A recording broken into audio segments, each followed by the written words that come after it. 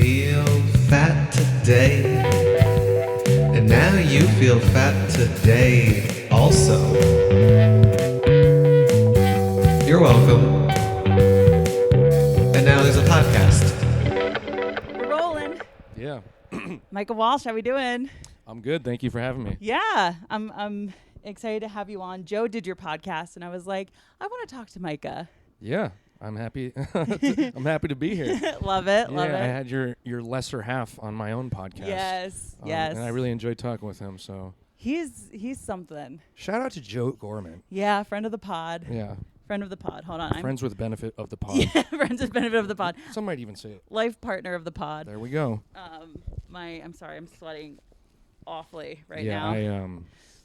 there's definitely some shininess coming off my face. I was sedentary all day today, and then in the last hour, I just did a lot of like walking up and down the stairs, and I'm like, oh, it's a hot one today. Oh yeah. I didn't really notice it when I was just sitting all day. Do you have a job where you sit all day? No, I have the opposite. I only walk. Really? I walk like 18,000 steps a day. No way. I truly do. How does it make you feel? Actually kind of not related to the topics of this podcast.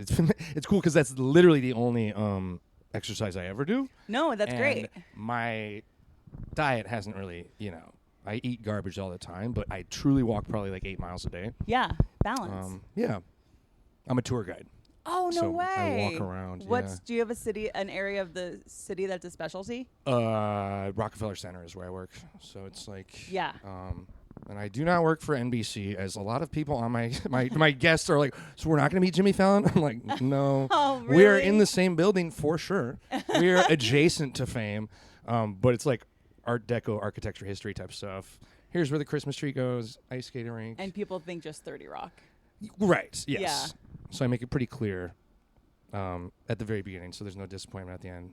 But people are like, truly like, I've seen Jimmy Fallon twice in the last 3 years. Yeah. Shout out to Jimmy. Come on my podcast. I bet he's probably got some grief. Oh, yeah, for sure. He's got grief. I'm sure he has anxieties he can talk about. Oh, yeah. Well, let's talk about your podcast. So you have a podcast called I'll Grieve With You. I'll grieve you with this. I'll grieve you with this. It's a little bit of a play on words. Yes. Instead of I'll leave you with this, I'll grieve you with this. Right. How long have you been doing it? 3 years and some change. Okay. I've done 68 episodes. Well, nice. I'm pretty happy about it, yeah. The genesis was my dad died right before the pandemic. Oof. So when everybody else was going through a global thing, I was like, I have a singular grief, actually. Yeah. And yeah, when I first came up with the idea, I was like, this is such a unique perspective. I bet nobody's done this. And I came up with all these like pun names. It was going to be called Good Grief. There's at least 4 other podcasts called Good Grief. And then I was like, wait, this isn't even the only comedy podcast. But a lot of them haven't stuck it out as long as I have. Rest in peace to their efforts. Speaking of grief. But yeah, it's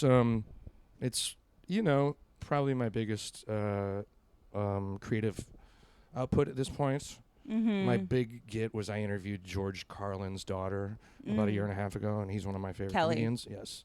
Same name. Fellow Kelly. Yeah.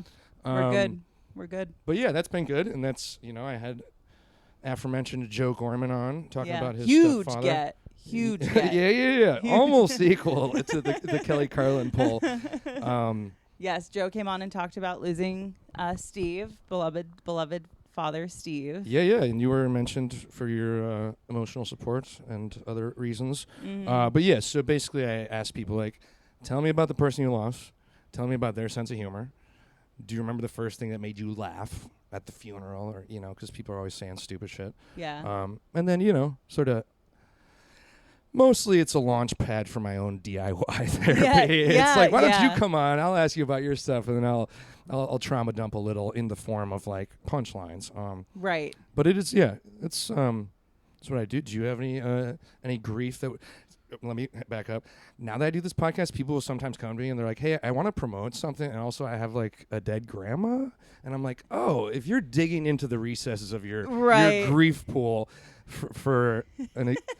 Also, I'm like, I'm not reaching that many people. So if you got a project to plug and you're trying to shoehorn some grief into it, It's it's not gonna change, but It does feel like a pod. The concept of the show is one where you're like, it should be I'm ready to share my story, not like I'm Right. doing a media blitz. I'm not gonna mention them, but someone messaged me and they're like, my cat is dead. And no offense to the cat who is in here, and I'm not underplaying anybody's loss of pet. I know it's huge, but I was gonna ask do you have different magnitudes of grief on the show? Like if my beloved were to pass, of course. I feel like that would truly be something where it's like I could share You know what? deeply. Maybe it was a combination of the person asked because it was their cat, and I didn't think that the person was going to be a great guest. There's always that too. True. If your beloved died, I might have you on. I'm certainly not discounting that. And other people come to me with different types of grief, and I will sort of politely say I'm not there yet. Okay.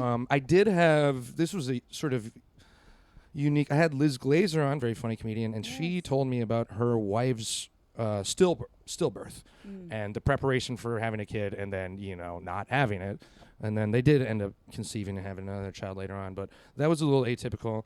I had Davidson Boswell on, and his brother is not dead, but he is for lack of a better word, extremely schizophrenic and no longer in the same reality of him.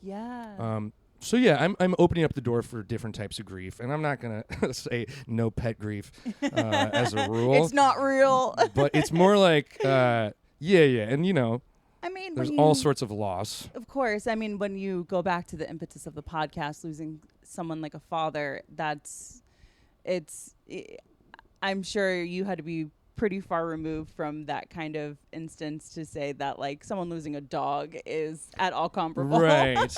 And that's not to say, maybe even a divorce. Who knows? Maybe I will open it up later on, but yeah.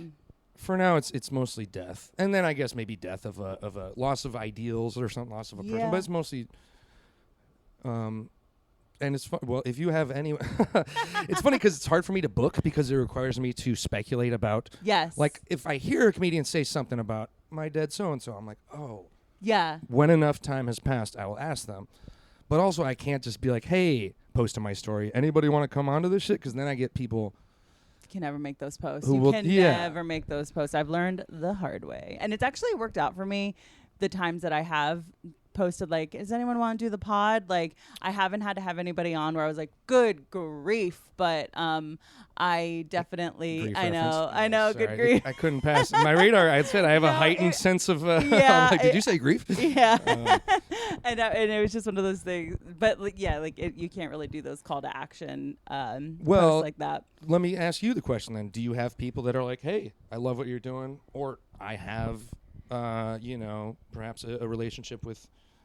Eating disorders or something of that nature? Do people reach out to you? People do reach out to me, and I'm always so excited because it's like it lets me know that this is a topic that resonates with people. Now I'm constantly questioning if I'm using that term, that word correctly. I think you did it correctly. Right? I think I did it correctly.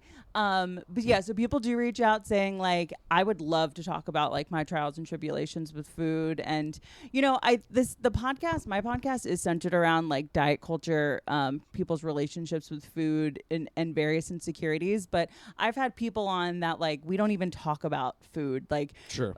Mike Bermonti came on and talked all about his obsessive compulsive disorder, and like, people have health anxieties, and I've got a lot of eczema that we can get into later. I periodically just have rashes, probably every 18 months. Guttate psoriasis. Oh, nice. Where I get little red patchy dots from the top of my head to the bottoms of my feet. Why so psoriasis? Sorry, I wrote that a while ago when I saw the Batman movie, and I was like, someday there'll be a time for me to organically interrupt someone on a podcast to shoehorn a pun that doesn't even really work.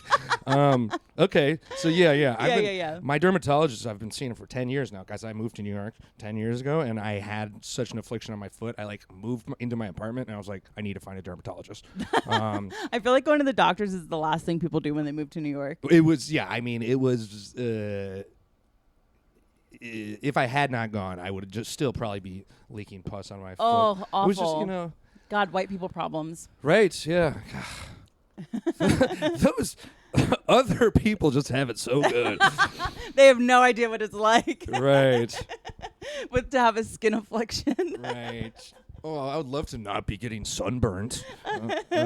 Oh my God. No, literally. If I went outside today without sunblock, I'd get some color. So you've been doing this since 2021, you said? No, I started it in 2021, and then it didn't really last long because it was just me. I wasn't having guests on or anything, and so then I monologue? Yeah. That's it was okay. hard. Yeah, I'm interested in that because that's real like Rush Limbaugh type shit. Yeah, literally. Which I assume very ultra conservative before you started having guests. it's actually very funny that you would bring up Rush Limbaugh because I did draw inspiration from him because I spent my summers with my grandfather was a private investigator, and we would spend our summers sitting like in his car, in cars with him, sitting in cars while he drove around serving process, and he had Rush Limbaugh on all fucking day. That's crazy. So literally, like I actually was trying to work on a joke where I was like trying to say that my therapist tells me to go to sleep listening to like positive affirmations.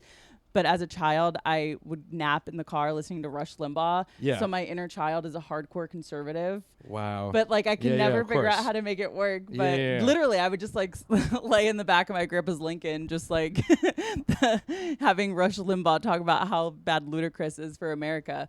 Were your parents that hard up for a babysitter that while your grandfather was like serving divorce papers? You're like, Oh yeah, they were Okay. hard up for a babysitter. Interesting. Yeah. I got served. I got sued by an open micer. No. I'm not kidding. I got served in 2019, weeks before my father died. My roommate's like, I think there's someone at the door, but I don't. It seems sketchy, and I'm like, oh, okay. Well, they're asking for me, right? So I go down there. Are you Micah? They go, here you go. I said, what is this? And the guy was nice enough to. This open mic comedian who had a reputation for just getting kicked out of every venue for his behavior towards women. He once heckled me, and I said, hey, man, people don't feel comfortable around you. and about 6 months after that, I was sued for defamation I was one of many parties who were sued. There's about 8 other comedians who were sued. Only one of whom I found out was also served, and she got served getting off stage at a show. Get out of here. Right. That is amazing. And you can't be like, no, my name's not so-and-so. Yeah, I know yeah, what yeah. the host just said. Keep Yeah. it going for name Yeah. redacted. But yeah, and that was insane. I was like, hey, man, because the process server, I was like, did you meet this guy physically? He goes, no. He contacted me via email yesterday, and he's paying me $400. And he's like, he's looking at the dates when it was filed, and like, looks like this guy, it's right about for X. It's about to expire the moment in which this clause that basically that's why the urgency of this. Yes. I'm like, you're kidding me. This guy found you online, paid you $400, and I was like, how long have you been here? He's like, I've been waiting for about 8 hours. And I'm like, I was like, what would you do if you not served me? He's like, well, I do due diligence. I'd probably go to your job. Yeah. Da-da-da-da-da. And then I actually had to fucking find a fellow comedian.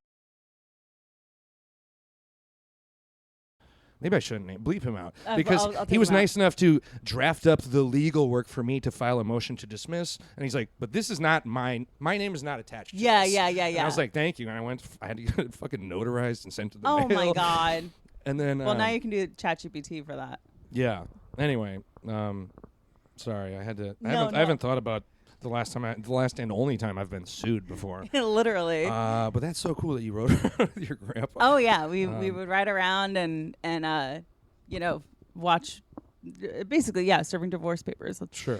bankruptcy stuff, and wait. So So you started this in 2021. I started it in 2021. Took a long break, and I was just like, I don't know about this, and then it came back in 2023. So May of 2023 is when, and I've been doing it consistently. Okay. Ever since. What episode is this? This is going to be 97. Oh yeah. Yeah. You But- got someone super special for episode 100.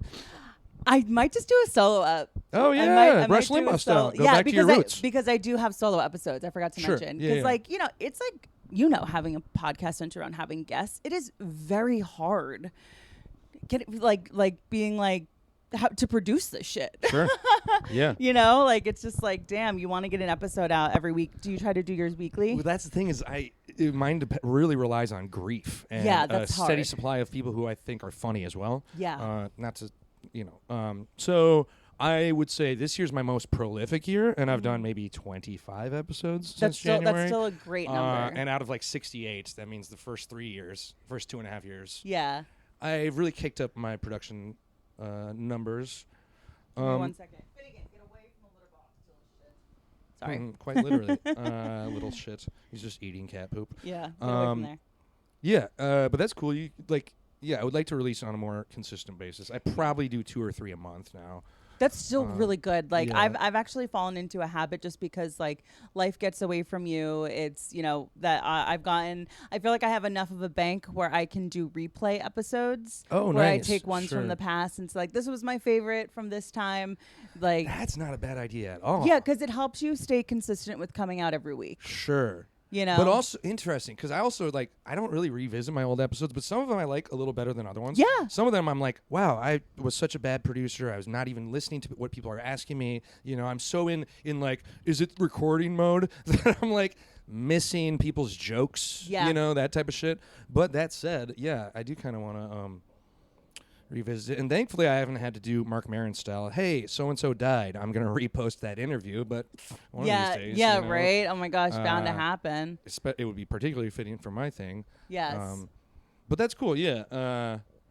I have considered maybe doing a solo episode, but it would really have to be pretty blocked out and exploratory. And also, the benefit of doing it with someone is I don't understand how people Howard Stern or radio DJs, you're just broadcasting and you have no idea. You're broadcasting into a void. closet. Yeah. And people are sitting in their cars probably chuckling, but I kind of need at least to have some sort of acknowledgement for. Yeah. So maybe I'll do a solo episode. Just we'll see. record in front of a mirror. Right. But yeah, no, I mean, I truly do respect people who can do an hour. I mean, at least for mine, there's so much I can talk about. I mean, what new celebrity is on Ozempic? Sure. What new influencer has decided to lose 200 pounds? There's so much that I can go off of. How do we feel about John Goodman right now? Because he's such a great actor. Yes, He seems like a genuinely good person. Yes. I don't know how I feel about him being skinnier than me. Okay, here's the thing. So how old is John Goodman, do you think? I'd say 57. Yeah, I feel like he Maybe has to be a little older. Yeah, He has you're to right. be You're older. right. I'd say 63. Okay. I might even go a little bit older than 63, but Jamie, could you pull that up? yeah, literally. This is the thing. Sometimes I'm like, damn, it would be awesome to have a producer, but whatever. Right. I can't. I whatever. Okay, here's the thing. Something that I've noticed with old guys that were fat when they were in their 30s through their 40s through their 50s. They get skinny when they get to like 65 plus. Sure. When they get to retirement age, all of a sudden they get skinny. And I know that because the same thing happened to my dad. Oh, okay. Yeah. How did he do it? Having an accident at work. Oh, I would have been on your podcast about losing my dad, but he survived. Oh, well, my condolences. You could have been a guest on a show that reaches hundreds of listeners quarterly. No, we're doing a little better than that, but not much. Okay, so what happened to him? So my dad worked for the Department of Transportation. He got a payout. Sorry. No, he didn't. But he did get to retire. Okay. So that was good. But he would mow the median in between highways. And he was mowing, and a car lost control and hit him head on when he was on the riding mower. Oh, God. So thankfully he was in a newer mower because the old mower just would have crushed him. Sure. Because it would have just collapsed like a soda can. And so he that happened. He got hit by a car while he was on the mower, and he was in the hospital, and really luckily broken ribs, some really bad PTSD, but he's chilling now. Him and my mom go camping. When was that? That was in September of 2020. Oh, so pretty recently. Yeah, in the last 5 years. Yeah. And that sucks because he had to be in the hospital during COVID? Yeah, and my mom was a nurse. Oh, okay. Or is a nurse. Sure. So she was just already, Right. I You got an insider. A little bit, yeah. But yeah, so that was crazy. So yeah, and I think also just health stuff, I don't know, there's some I also noticed my parents don't eat. When I go to I don't see my mother parents. doesn't eat anything. Yeah, it's crazy. When I go to see my she just turned parents- 74. Yeah, 74. My mom's 60. She was born in 64, so 60 something. Sure. Yeah. Neither of us are doing that math. Yeah, I'm not doing 61. that. Yeah, she's There going to you be go. 61 in August. Yeah. And so that actually was very easy math. Yeah. Couldn't have been I was easier. There's no way I can figure. Oh wait, yeah, never mind. It's literally carry the zero. Literally. And I didn't even zeros. carry the zero. That's not how I. Yeah. What do you think? In my head, I'm crossing out a number on a piece of paper and writing another number above it. No, I'm actually kind of an idiot savant like that. I can do very basic math within 4 to 5 seconds. There you go, So man. your mother's turning 61. Yeah. So that would mean my dad is 63. So same age as John Goodman. There you go. for those of you that use John Goodman as a point of reference for aging.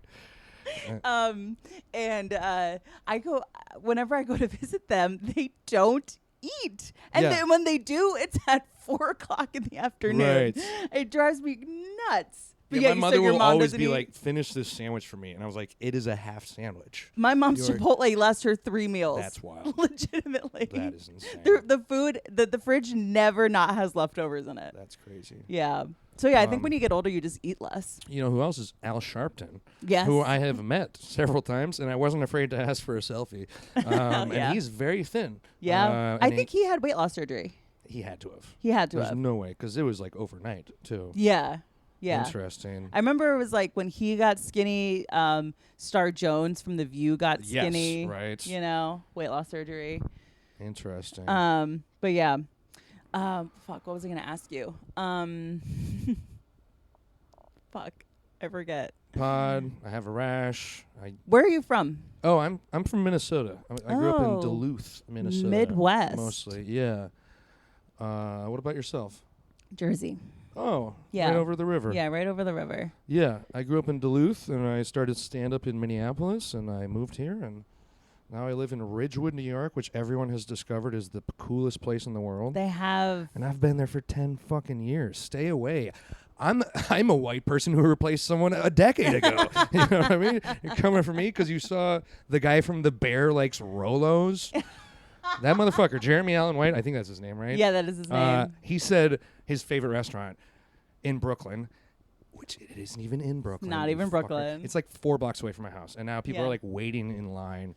Isn't it so weird when you get like an Instagram place on your block? That happened over here too. There's Oh, like yeah, a yeah. matcha place that consistently has a line around the block. Yeah, that makes sense. Although you live in a place that's historically been pretty cool over the last 10 years. Yeah, yeah. And I moved here 10 years ago, and it was already like past its cool point. Right. You know. I used to work just up the block at a pizzeria that became a Korean corn dog place, Yes. and now it is very much vacant. Oh, back when it was. Yeah. Yeah, so you worked at a pizza shop near here. Yeah. A pizza shop which will not be named, and the quality of which was not commented on. The point is, yes, it is funny when you're like, hey, but I've been here for a while, and then you're like, wait a minute, I'm still just but you're from Jersey, so Yeah. I wonder how people feel about people from New Jersey out. I don't think they like it. I think they're like, stay. They're not like, well, at least they didn't come all the way from Minnesota. Yeah.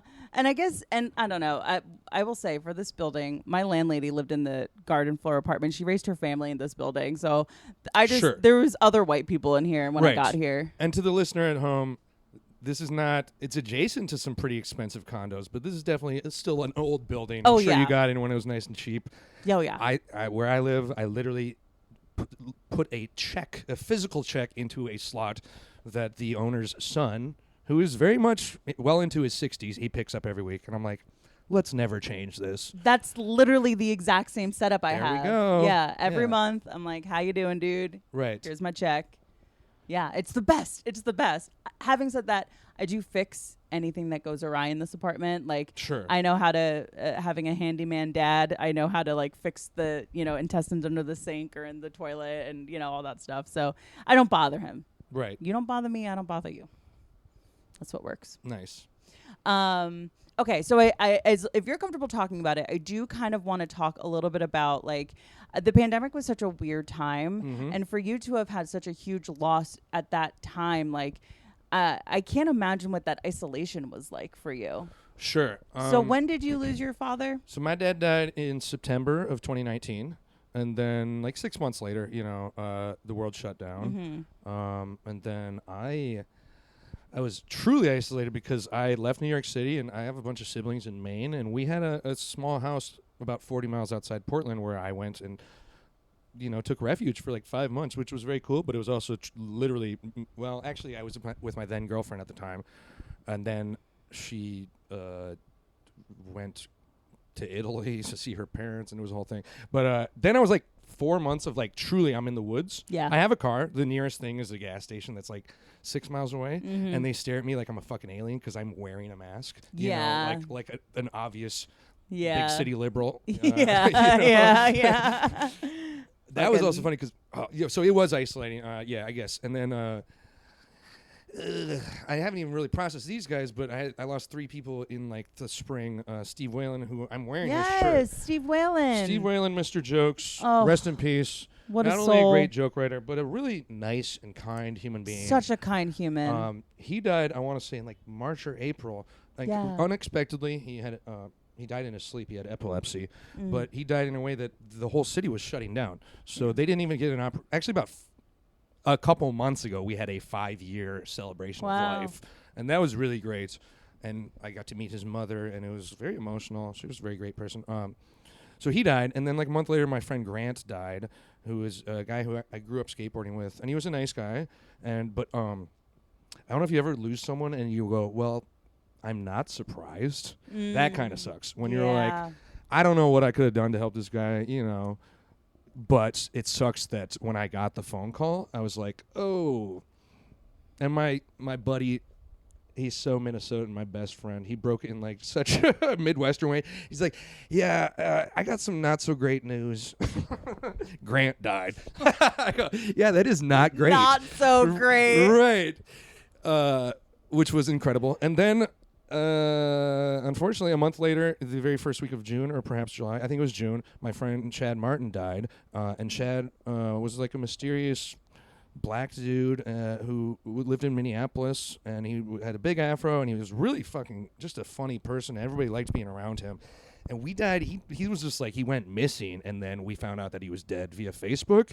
And then that was the week of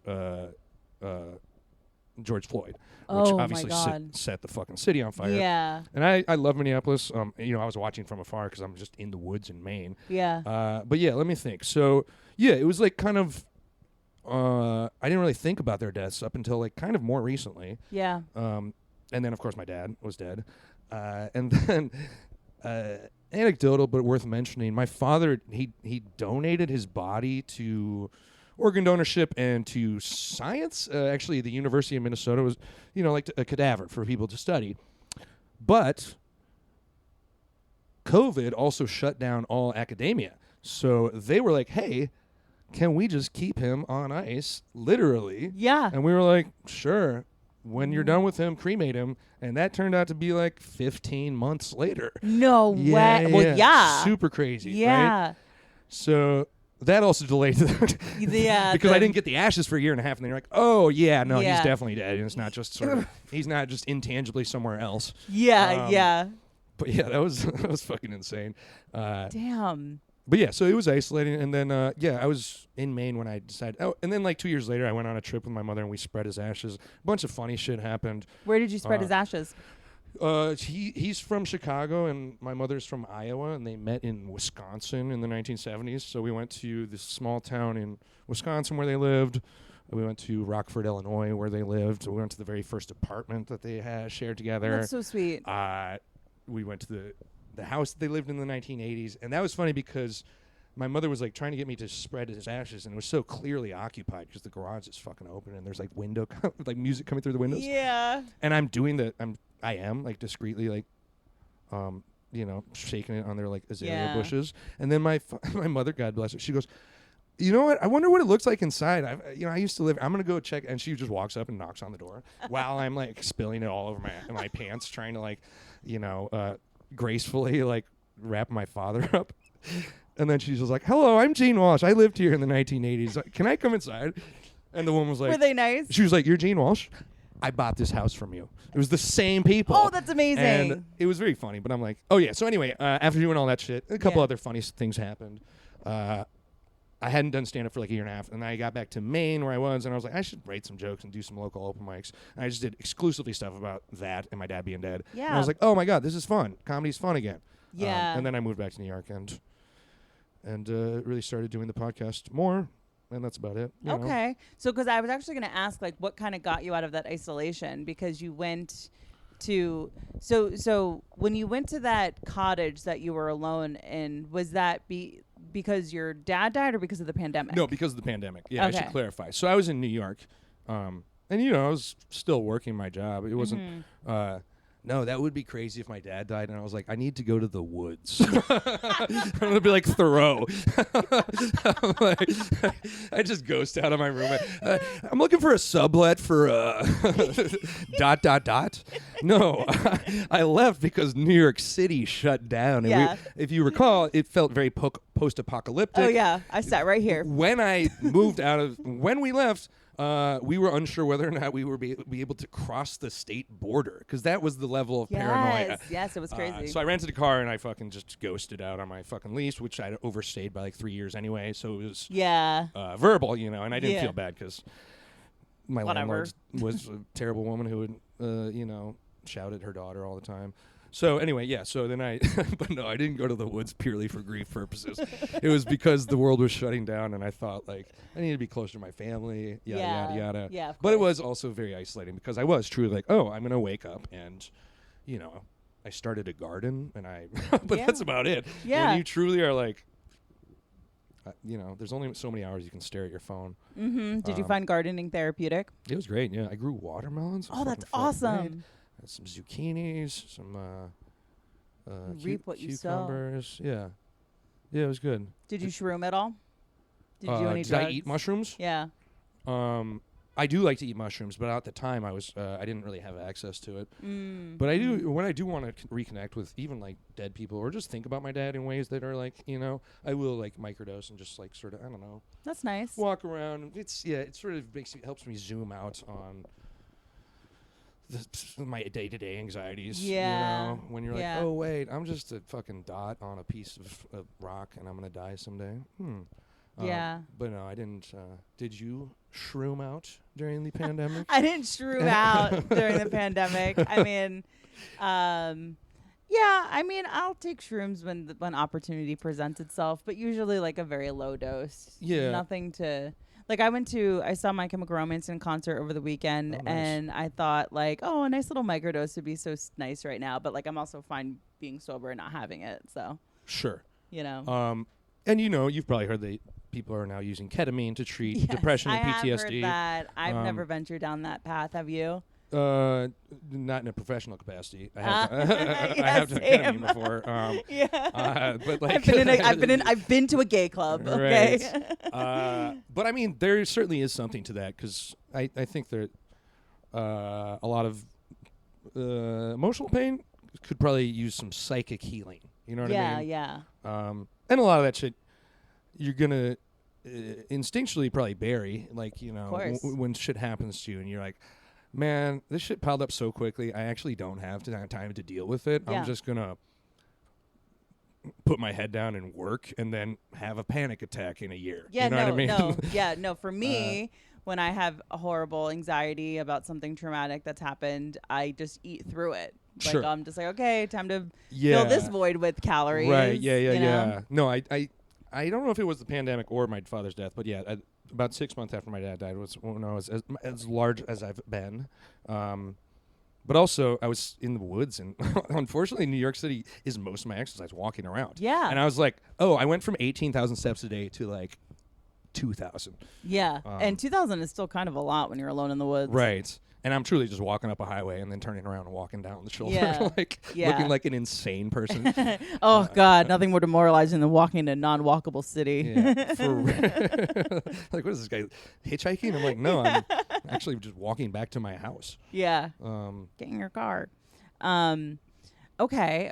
And I will say, I guess, I mean, certainly there's a combination between stress and my aforementioned rashes. Yes. You know what I Yes. mean? 100%. But I don't know, moving is a stressful thing. I just periodically will get unexplained outbreaks, rashes. Uh-huh. But something I've learned to So do you think, because this happens to me, do you think that your stress manifests itself physically? I would say so. Yeah. Anytime I've had a psoriasis outbreak has been when I'm in the most stressed of my life. Sure. Last year I took my sister and my mother to Italy on some sort of like eat, pray, love type shit. Yeah. But it was very there was some emotional friction and things happened, and then we were staying with my ex, who I'm still friends with. While we were there, her mother died. No. Yes, and we were like, oh well, we are just about to leave to go to Florence. Sorry about that. And like I'm glad I was there because she was there with. She was with me after my father died. Yeah. I was with her when her father That's died. like kismet. A lot of trauma bonding. But I definitely got a fucking rash on my foot that whole week. And also, we were like renting a car, which we shouldn't have been driving in Italy. We don't fucking know. Yeah. Oh my God. But yeah, I was like, wow, it's funny. Sometimes, I'm currently wearing Crocs. Sometimes I wear Crocs because, it's a fashion statement. But mostly I wear Crocs because I have, like, a fungal infection on my foot. So the entire time I went to the Coliseum in Crocs. Like, I was like, I don't care that I'm the most American-looking person here. I already am wearing a T-shirt, which makes me a dead giveaway. Everybody there is a three-piece suit. But like, yeah. You're like, I got this at the atelier. So yeah. And then I got home and I was like, oh, the rash cleared up. I'm like, well, there was probably some causality there. Some correlation. Yeah.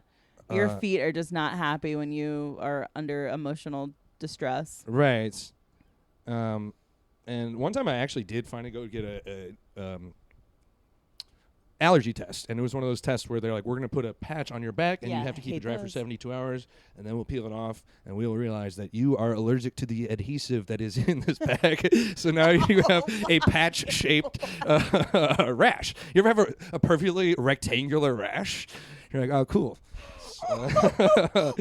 And then they're like, hey, you're allergic to this, and there was 4 things I've never heard of, one of which was balsam of Peru, and that's the only one I remember. Balsam of Peru, they're like, this can be found in trace amounts in things like tomatoes, chocolate, cleaning products, fresh odorizers, anti-itch creams, lots of different fruits. I'm like, oh, cool. So I just don't know what I'm allergic to. Yeah. Oh my God.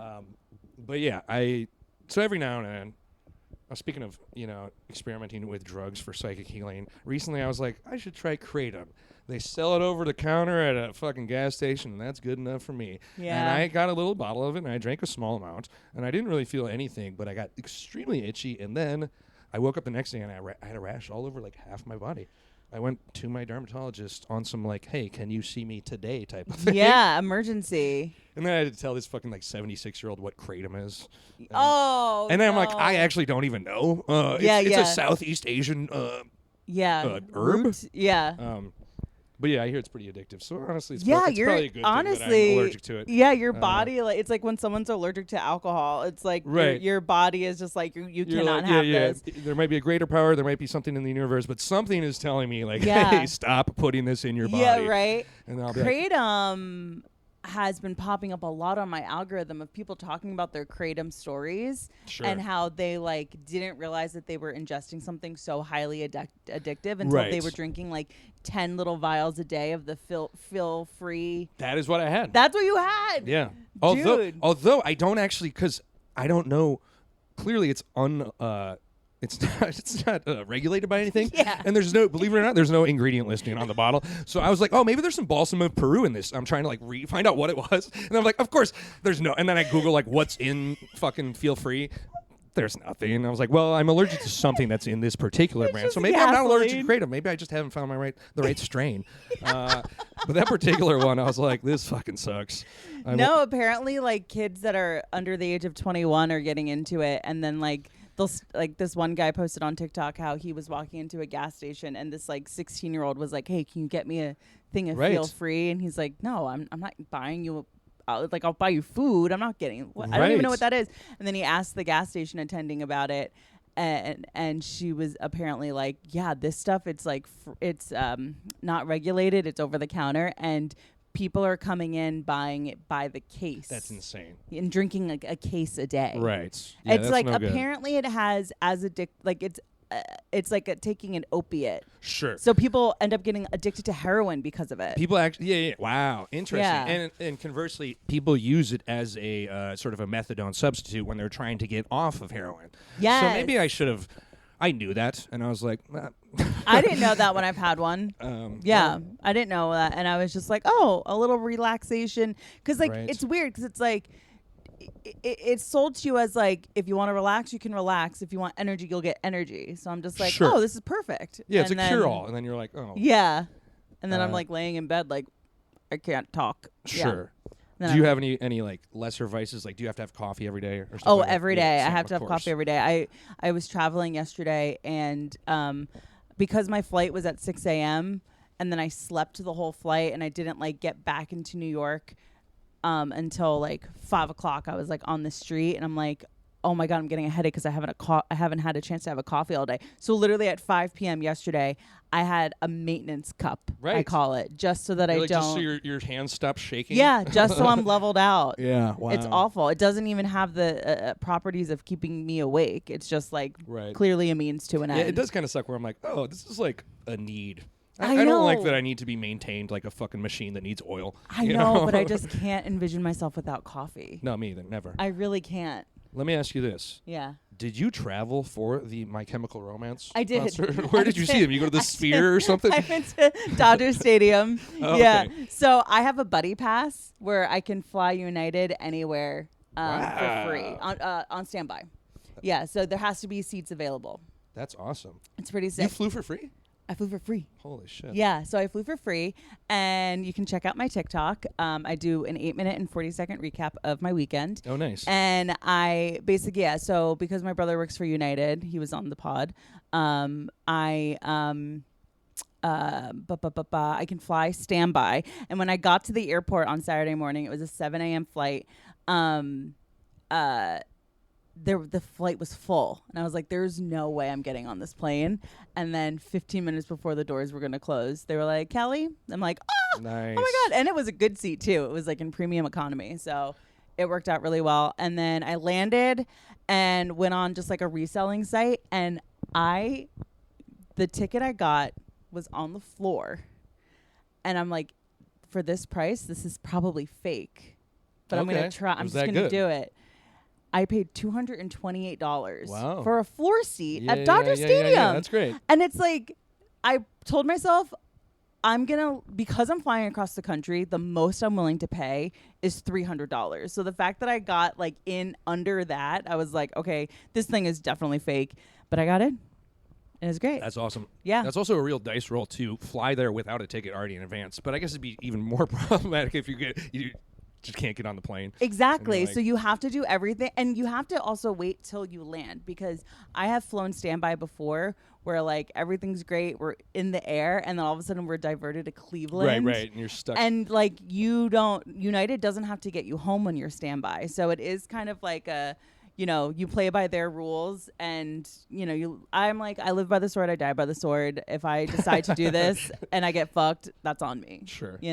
Nice. So so I did that. Okay. Which was fun. And you spent months in isolation. I was going to say, are you someone that can be with yourself? Because I can be with myself. I can be alone for the weekend. Like Joe was supposed to travel for work, and his flight got canceled, and I cried, like legitimately cried at just not. Because you're like, oh, I'm going to have 48 hours to myself? Yes. And then Now this all of a fucking sudden it was guy. threatened. Sure. And thankfully Yeah. he flew out the next day. But like I was supposed to have, 72 hours alone. Interesting. I would say I cherish my free time, but I'm not. I wouldn't consider myself a people person, but I do. I recently realized that I need to be near lots of people. Really? Like when I'm in the Midwest, it's fine. But I'm like, oh, restaurants are closed at 9, bars Yeah. are closed at 12. I, never sleep. Yeah. So it feels like, I guess I'm good at being with myself, but also I almost certainly have ADD. I'm trying to get diagnosed currently. But I guess, if I can lock in, I'll lock in with a good puzzle. I'll get in the zone. That'll go. Or if I am reading a book that I'm really interested in. But that said, also, if I'm watching a show on Netflix, I'm like missing the plot because I'm looking Yeah. at my phone at the Second same screen. time. It's crazy. Yeah. So yeah, am I good by myself? Yeah, I guess so. You know, I don't want too much time with myself. Yeah. Do you have a girlfriend or anything right now? Are you single? I am single. Yeah. How's dating? Dating is hard. Let's see. How is dating? Yeah, You I get a don't know. rash the moment you go on a date. Yeah. That's how your body knows that girl's not for you. Yeah, You no get a shit. rash. I'm like, I'm gonna. I get the check and I'm texting my dermatologist because you know I have his private number. Of course. God. Dating. Yeah, I don't know. Let's see. I go on like Tinder dates or field dates, and it's usually, hey, cool. Yeah. We. It's so funny to just be like, when you know the vibes aren't there, and you're like, well, tell me if you have siblings. Yeah. You know what I mean? Like, It's like you're interviewing someone on a podcast. yeah. But it's truly like, you know, I'm not gonna be like, oh, well, the vibes suck, I'm leaving now. I'm Of like, course. let's talk for 90 minutes. Yeah. Yeah, I'll tell you about, you know, my dad died. Yeah, You can tell me about your pet project, whatever you're working on. But yeah, I don't know. Dating sucks, and also I don't like messaging. I've met my last 4 girlfriends off Tinder, so read into that what you want, whether that's a good thing or a bad thing. I'm like, I let my last 16 partners off this app. It is modern dating. So like Right. remember when it was weird to say you met someone on an app? Oh, of course. And now it's when like, my cousin married someone he met on OkCupid, I was like, well, one of them's gonna kill each other. No, literally. Like, my mom is like still like, I'm like, you're gonna get killed. you didn't have a computer. You went to the library to use their computer to find someone on OkCupid who was 3 states away. And it didn't work out. That's crazy. But yeah, no. Yeah. I do not like. I think I'm a good conversationalist. I'm not a good texter. I fucking hate small talk. So I'm like, hey, how's your week going? And they're like, who cares? And I'm like, all right, well, let's. Yeah. So that's mostly my experience. You get deep on dates with like are you someone that if you feel backed into a corner on conversation that you're just like, you say the deepest, darkest thing about yourself? Sure. Yeah.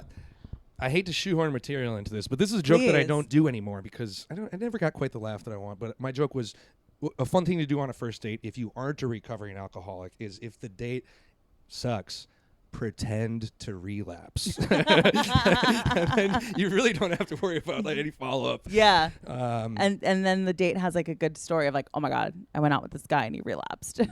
Right, yeah. No, I went on some field date recently and it was like this. It was almost immediately apparent that like, oh, what the fuck? You know, they were just like name dropping people I hadn't heard of. And then when I was like, oh, I don't know who they are, they would tell me how much money they are worth. And I was like, I'm wearing fucking Crocs. What would make you think that I'm a person who is invested in other people's finances? I'm wearing Crocs and I have a toe fungal infection. Yeah. So. And that's what my Tinder bio says. So you should have known this going in. My net worth is negative. Right. Damn. So yeah, I don't know. Occasionally I'll meet people at work or bars or comedians. But, you know. But yeah, you know, I'm not averse to it. I'm not like one of those Bushwick dudes who wants to be 47 with 3 primary partners and 1 secondary partner. But that said, but you are on field, so right. But also like field is like who even knows? Almost all these apps that are seemingly supposed to be more kinky, it's almost they read like a goddamn LinkedIn profile. So you know what I mean? I feel like the moment Field went from Thrinder to Field, it Thrinder. immediately I haven't even heard of Thrinder.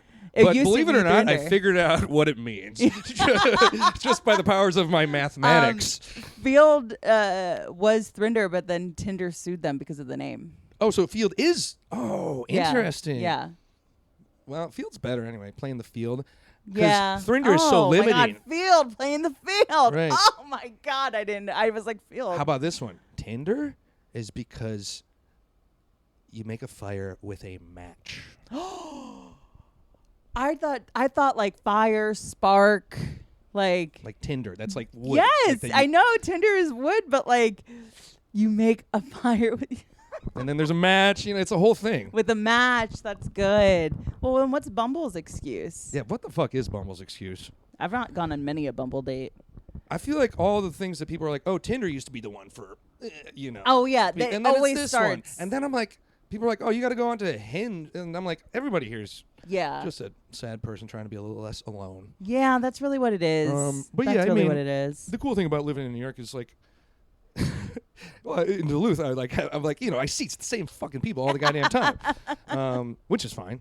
Shout out to people in Duluth. Yeah, I love love you that. all. But also, I just like the possibility that I might meet someone new. New York provides a bit of anonymity, even Right, when you yeah, are with people. Which I take a lot of comfort in. Same. Yeah. Yeah, for sure. Okay, we're going to be wrapping up soon. Oh, yeah. But I did want to, I remember you constantly in a sling at the Creek in the Cave. Oh, yeah. I'm like Mr. Broken Arm. Yeah, so tell me about your arm. God damn it, Oh, my Bugs. God. This actually, I'll try to give you the cliff notes. What's up, little one? You good? Yeah, he's good. He's good. He just stepped directly on the recorder. Yeah, man. So I moved away from New York, right? And then I moved back, and there was all these new people, like a newer generation of people, comedians that I hadn't met before. Mm-hmm. And in the span of like fucking 3 years, I broke my arm, and then I broke my wrist, and then I broke my fucking elbow. So literally every 6 months, I'd be showing up, and people would be like, again? And I'd be like, huh. And then I would like literally revisit jokes that I thought I had retired because I'm like, oh, I actually still have to wipe my ass with my non-dominant hand. That sucks. Yeah. God, so this one I will name names. Actually, maybe I shouldn't. I was on the set of a TV show where they cast me as an extra as a skateboarder, and the casting calls was we need Vietnamese skateboarders, and I guess they couldn't come up with enough Vietnamese because they broadened it to people who look like me. And you know, I sent them a tape of me doing a kickflip. They're like, "Great, can you meet us?" You know, it was a 1-day non-union. I was going to pay like $300. Pretty good for background work. Yeah. And it was a TV show on CBS that has like 16 seasons, and I've never seen it. And I'm not talking about Law and Order SVU. Believe me, I would be owning that. CSI. It's something very similar to CSI. but in any case, I go there and then I like, meet at the skate park in Chinatown at 5 a.m, and we're gonna do some tricks. And I immediately break my wrist in front of Mark Wahlberg's brother. That's the I won't say what it was, but you can figure it out from there. The silver lining is I didn't have health insurance, and this is a television production. So they rushed me to, and this was in like FIDI, so they rushed me to like a good hospital. Yeah. And I ended up needing several surgeries and 8 months of fucking physical therapy, and I Oh my God! Thank God it happened on a set. It was insane. Yeah, truly. Yeah. And I ultimately found some ambulance chasing lawyer who I never met, but through a series of 5 phone calls in 2 years, they secured me enough money to like pay rent for 6 months. Hell you know yeah! What I mean? And I can, which is why I'm not saying what the name of the show. Yeah, of course. The set producer got a knock on the door from a process server, right? just Exactly. like you did. Yeah. Hey, here you go. They go, yeah, we'll pay you literally 1 hour of this Wahlberg's like day. I'm like, oh my gosh, I've never seen this much money in my life. You're like, this is a life-changing amount of money. If only I could break my arm. And then I did break my arm again a year later, not on a fucking well, that was my mistake. And it was literally the day before I was supposed to have surgery on this one to remove the pins, and I was like, you know what, I'm probably never going to get to skateboard again. I should go have one last dance. So I went to the skate park by myself while my then girlfriend was taking her out of town friends to Coney Island, and then I broke my fucking wrist at a skate park off of like Broadway Junction, like middle of nowhere. I have it filmed, actually. I'm thinking about posting it. And then put the jackass thing before. Right, yeah. And then I, because I knew I didn't have money for an ambulance, I bought a bag of ice and I took the L train to Wyckoff Heights Hospital, which is absolute dog shit hospital. Not they the one you were I will at. say by name. Do not go there. Yeah.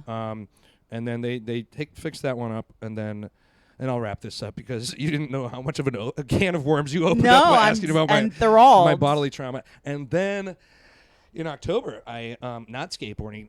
This past October, I was walking home and I tripped on a crack on the sidewalk. It's not even a story, and I broke my elbow. Oh I mean, I broke it. Micah, you need to drink milk. What is wrong? I know, it's fucking insane.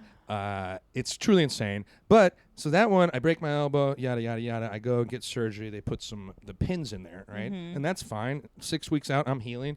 I go to physical therapy, and I now in post realize that my surgery scar was not fully healed. Okay. And it was my first therapy session, and they rubbed a bunch of ointment directly into my scar, which was not healed. And then the next day I was like, oh, my arm really hurts. But maybe it's because I'm sore. And then the next day I'm like, oh, my arm looks like Popeye just ate spinach. Like, it's really large. And then I still went to work. And then I was like, you know what? I should probably go to like a city MD. And I walk in there, and the guy was like, oh, you need to go to a hospital. You have MRSA. He literally said that I might lose the joint. And I go, you mean like my arm? And he's like, you should just go to a hospital right now. Oh my God. And he's like, wait, don't leave. You owe us $25. And I Yeah. go, oh, here you go. So then I went up to Lenox Hill Hospital because I knew it'd be good. It's in the Upper East Side. And I walked in there, and they're like, to the ER, and they're like, oh, yeah, like, you're not leaving. And then I was there for 3 days. And then they're like, this is someone else's. Surgeons don't like to operate on someone else's shit. We're sending you back to Wyckoff Heights. Oh, no. So I went to Wyckoff Heights, and I was there for 6 more days. It was absolutely insane. You were like, oh, this is a downgrade. Right. It's probably the longest amount of time I've ever gone without smoking weed, to be honest. Yeah. 'Cause I was like, and then thank God, I mean, truly I, have regained just about almost all my abilities. Oh, my God. When I ride a bike, I sort of have to adjust my elbow, but it's... You would not catch me riding a bike after all that. I know none Right. of these happened because of biking, but geez. Right. And unfortunately, not really a palpable grief, but I don't skateboard anymore, and that was like Yeah. a huge, big part of my life. And now I'm Yeah. like, my family will disown me if I break another bone. No, literally. And I probably will, like I probably will. So, stay tuned for that. But, When you break your arm, I'll replay this episode. Yeah, right. yeah. Mark Maron style. Yeah, but that's about it. I'm healthy now, and I'm only slightly peeved that still to this day, when people see me, they're like, so what's going on? How's your arm? And I'm like, I wish I had any other life update. But I'm glad that you gave me an opportunity to put it out there for once and all. And honestly, next time someone asks me, I'm going to send them a YouTube link or this one. Yeah, little I'll clip it. timestamp. We'll clip it. Here's a 6-minute synopsis. But yes, much healthier now. Thank you for asking. Yeah. Got some scars, but Yeah, you do people got on some field scars. say they're cool. Oh, yeah, for sure. That helps you in New York City dating. Right. Damn. Well, thank you so much for coming on. Yeah, of course. Thanks, I really thank you for having me. appreciate I really Our time flew by. Yeah. Amazing. So, yeah, where can people find you? Sorry, I didn't even get into if I had this huge disorder that I never mentioned. Yeah, I'll right. just shoehorn this into the last 30 Yeah. seconds. People can find me on Instagram at Micah_Walsh, or it might be hyphen. I'm sorry. It'll be- Check the episode Yeah. description. Kelly's going to help me out on this one. Self-promo is not my forte. And then also the podcast is called I'll Grieve You With This. It's everywhere. If you really like it and you want to rate it or leave a 5 or 4-star review, you can do that for this podcast as well. In fact, Kelly, if you leave a 5-star review on mine, I'll leave one on yours. Hell yeah, we will. The review algorithm swap. needs that. Yes. But yeah, that's about it. Oh, and I have a weekly comedy show at Artichoke Pizza in Bushwick that I run with my friend Elena Bamfield. So if you feel like coming by, it's every Tuesday God, at I 8 love o'clock at Artichoke Comedy. Yeah, I'm plugging my bar show. Yeah, you should. But mostly check out my podcast. Yes, check out the pod. Hopefully, I never have to do it. Yeah. But if you do, I think you'll be a great guest. Thanks. I Hopefully, if you appreciate do, that. it'll be years from now. Yeah, millenniums. Yeah. Yeah. Okay, that's it. Thank you so much for coming on. Thanks for having me. And until next week, we'll talk to you. Bye. Like and subscribe.